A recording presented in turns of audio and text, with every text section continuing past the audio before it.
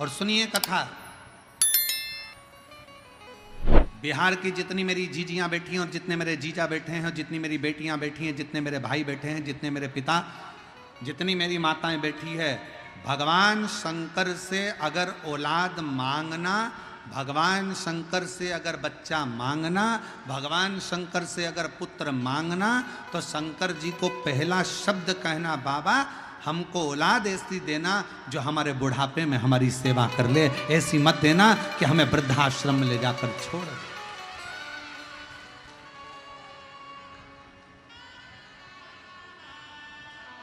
ऐसी औलाद नहीं चाहिए।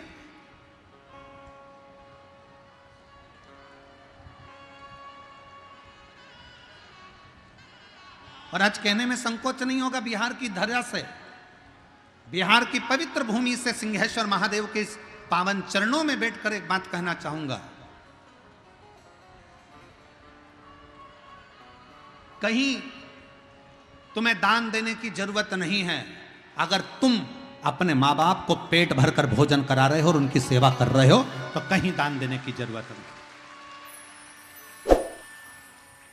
कहीं दान देने की जरूरत नहीं। अगर आप अपने माँ बाप का पेट भर रहे हो, माँ बाप को अच्छे से रख रहे हो, अपने बुजुर्ग माँ बाप की सेवा कर रहे हो, उनको दवाई दिला रहे हो, उनकी बुढ़ापे में अगर आप सेवा कर रहे हो, तो समझ लेना तुम्हें कहीं दान देने की जरूरत नहीं है। तुम अपने माँ बाप के चरणों में सेवा में उस दान को लगाओ, अपने माता पिता के सेवा में लगाओ।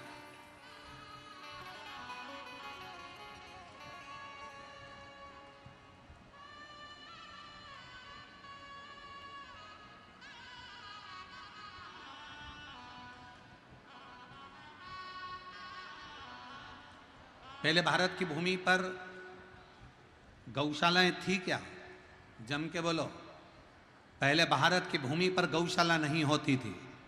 घर घर में गाय होती थी, घर घर में गौ माता की सेवा होती थी, घर घर में गौ माता का पूजन होता था, घर घर में गौ माता की सेवा होती थी। गौशाला की जरूरत नहीं पड़ती थी। गौशाला बनी, ये भारत की भूमि पर श्रेष्ठता नहीं है, वो तो दुनिया के लोगों ने इस गौ माता को ठुकरा दिया। तो फिर गौ माता के लिए संतों ने, साधुओं ने, गुरुजनों ने, तपस्वियों ने गौशालाओं का निर्माण किया, तब निर्माण